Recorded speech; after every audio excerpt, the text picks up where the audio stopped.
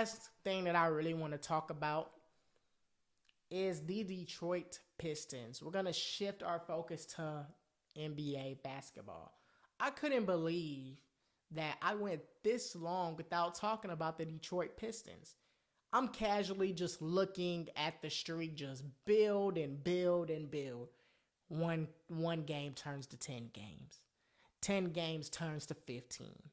15 turns to 20. I'm sitting here, I'm like, how long is this streak gonna go? But they finally ended it. They finally ended it. The Detroit Pistons losing streak has finally ended after 28 straight games of losing. They haven't won a game since November.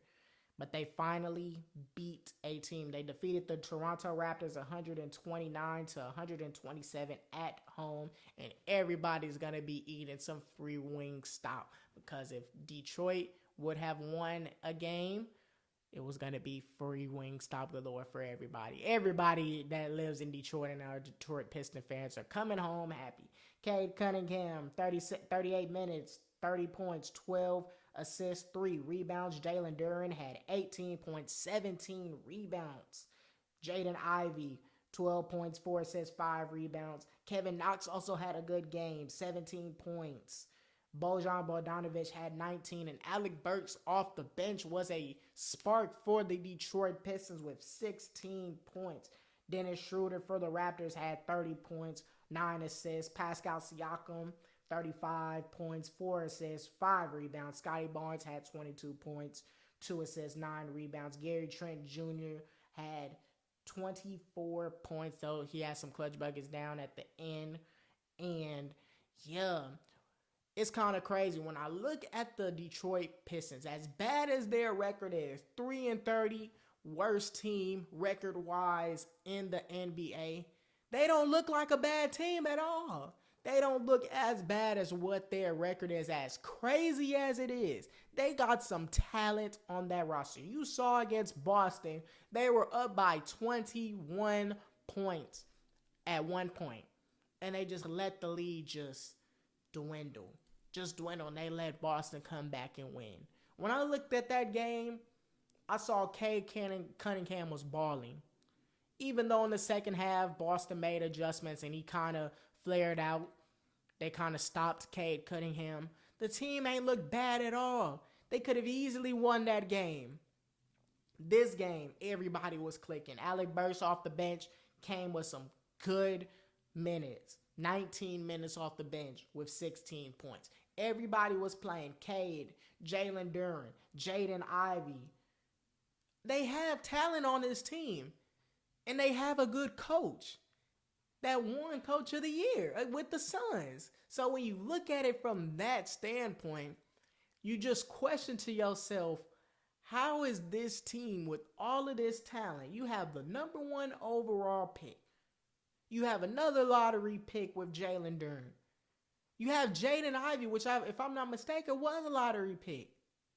You have all of these guys. How in the world did they lose 28 straight games? It's got to be a mental thing. When you lose so many times, especially on the road, every single road game that you have, you might have the mindset of, man, we're not going to win. Especially if it gets to 15. If you lose 15 straight games, you're going to sit to yourself. It's a mental thing. Not only for the coach, but for the players. The coach got to somehow gather these troops together mentally and be like, hey, we're going to win this game. Yes, it took them 28 straight losing games. It took them that long before they finally got a W. And they ended up losing to the Rockets after that. And when I look at the Rockets game versus the Pistons, the Rockets were only up by 2 points at halftime. Well, they were up by 4. And the Pistons cut it down to as low as 2. But if it wasn't for the Rockets going on a big run in the third quarter that really opened up the game for them, they could have easily won the game. The Pistons do not look like a bad team. It's just something in that locker room. Is it the coach? It got to be something. They got Steven Silas on the assistant coach sitting down. So, he's going to bring at least 20 straight L's to the team. That's just what comes with him. That's like a part of the package. You get Steven Silas on your team, he's coming with 20 straight L's. That's just mandatory with him. So I don't know what it is, but when I look at a Detroit Pistons team that has lost 28 straight games, that are 3-30 as of right now in the season, they don't look as bad in regards to who they have on their team, the talent with Cade Cunningham, Jalen Duren, Jaden Ivey, James Wiseman. You got to remember, Cade Cunningham was the first overall pick in the draft. You had James Wiseman, if I'm not mistaken, was the second overall pick. All of these guys that they have, these young guys, were lottery picks. So when you look at the team just on paper and you see that they got these young guys, what they need to have on the Pistons team, they need to have a good head coach, which Monty Williams, who just won Coach of the Year when he was at the Suns, is a good head coach. That's number one. What else you need to have? You need to have veteran guys on your team that know how to win. It was the same situation with the Rockets. The same exact situation with the Rockets. Everybody on that team was playing street ball and their team was young. Jalen Green was like the veteran on that team. You had Jalen Green handling the rock and you had Kevin Porter Jr. handling the rock. Both of them play pretty much a street ball type style. You have Sengun, who is now breaking out to be the best guy on the team, but they're still young overall. Tari Eason, Jay Sean Tate, and all of these guys, they don't have no veterans on that team that know how to win games. So you bring in someone like a Udoka as a head coach after firing your last head coach. Then you bring in guys like Dylan Brooks, your Fred VanVleet. Fred VanVleet just won a championship a couple of years ago with Toronto. He knows how to win. You get better on the defensive side by adding Dylan Brooks to your team, who can also score the ball. You're adding more older guys to the team. You're adding Jeff Green to the team, who just won a championship with Denver a year ago. So with bringing in those guys, you're bringing in veteran players to teach someone like a Jalen Green and to have the ball in those situations, those crunch time situations when you don't need to turn the ball over, run a pick and roll to get free for an open, good-looking shot. Versus in those crunch time moments a year ago, it was straight street ball and there was a lot of turnovers. Fred VanVleet is teaching Jalen Green a lot what to do and what not to do in those situations when they come. Udoka is teaching the team what to do and what not to do. And you clearly see it with their record this year versus what their record was a year ago. Their team has overall got better because the young guys are getting taught by the OGs, the older guys who have won, who have experience on how to win games and how to close out games. The Rockets couldn't close out games last year. And you see it with the Pistons. They just can't close out. They're horrible defensively. And their veterans, Bogdanovich and Alec Burks, those are not the veterans that you need on your team in regards to they know how to win games.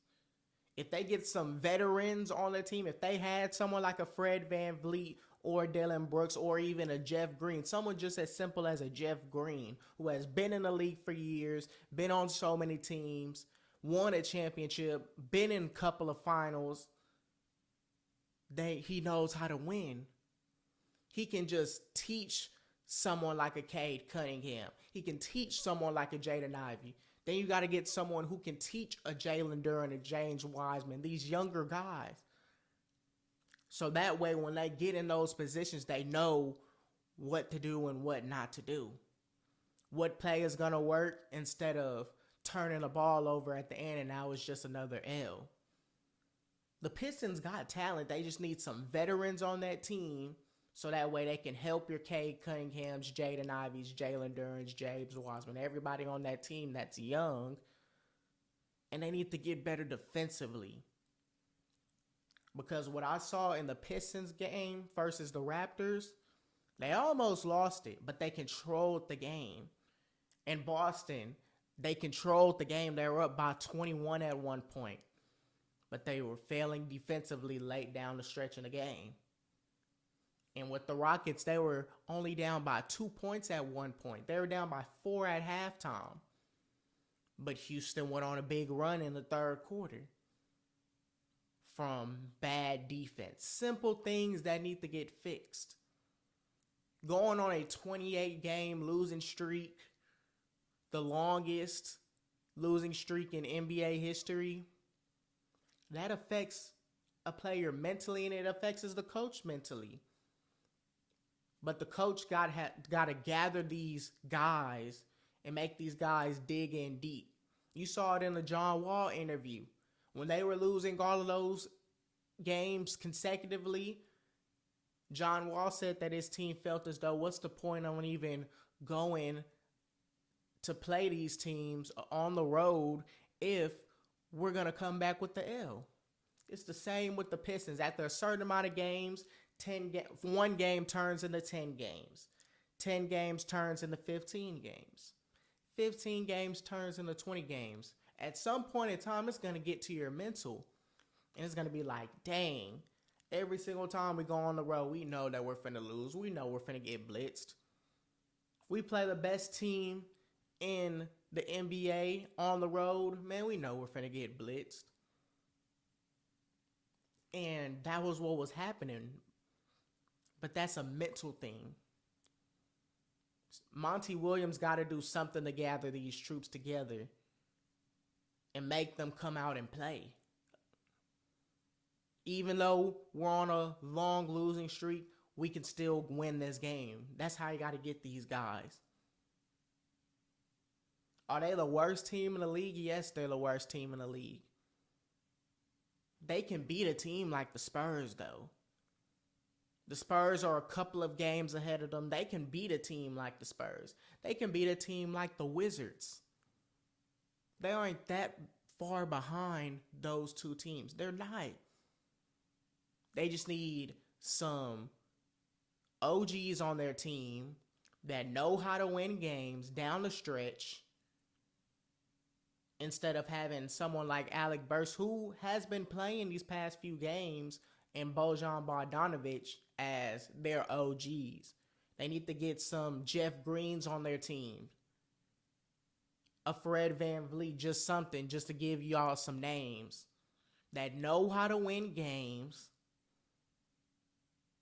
and can guide these younger guys like your Cade Cunninghams, like your Jalen Durans, Jaden Ivies, to win games late down the stretch. And another thing that they have to do is tighten up defensively. They be in most of the games until the team goes on a huge run and they blow the game wide open. Monty Williams has to fix that. That's a coaching thing. And if they get some guys next year that know how to win games and can teach these younger guys, I promise you they're not going to be as bad as 3-30 at this same point next year, the season. They're not. It was the same thing with the Rockets, and it will be the same thing with the Pistons. Monty Williams is a great coach. You can't take that away from him. He just won Coach of the Year. You can't take that away from him. He just got put in a dumpster fire first year, and now he just got to work with what he has. Just has to work with what he has. Hopefully get someone in the trade, and hopefully get someone in the draft. And get these guys some help, these young guys some help. Because they have talent on this team. It's just not like they just suck. They just got talent on their team, but they haven't been in certain situations. And they're going to fail each and every one of those times. But they have someone that know how to handle the rock late game, OG that know how to win, that has been in those moments more than Cade Cunningham, and can tighten up defensively, they'll be all right. They'll be all right. So great win for the Detroit Pistons, breaking the streak against the Toronto Raptors. I either had them beating Toronto after the trade that they did with New York, with OG Anunoby and Precious Ochiuwa getting traded to the New York Knicks for Emmanuel Quickley and RJ Barrett, along with the second round pick, because I already knew RJ Barrett and Emmanuel Quickley wasn't going to play. So if Emmanuel Quickley and RJ Barrett wasn't going to play, the Pistons had a good shot on winning this game. I thought they were going to win this one, the one on the road against the Jazz, and the one against the Spurs at home. It was one of those 3 games, but I knew they wasn't going to beat the Rockets. But sure enough, after the trade, looks like the Pistons won the trade at the end of it because they end up getting the 2-point W, and everybody's happy. Everybody's eating Wingstop. Every Detroit Pistons fan, everyone living in Detroit is happy that they won. They're happy that the Lions are finna make the playoffs, and they're happy that the Detroit Pistons finally broke the very long losing streak that has been going on since November. Great W for the Detroit Pistons. Everybody in the world is really happy for you.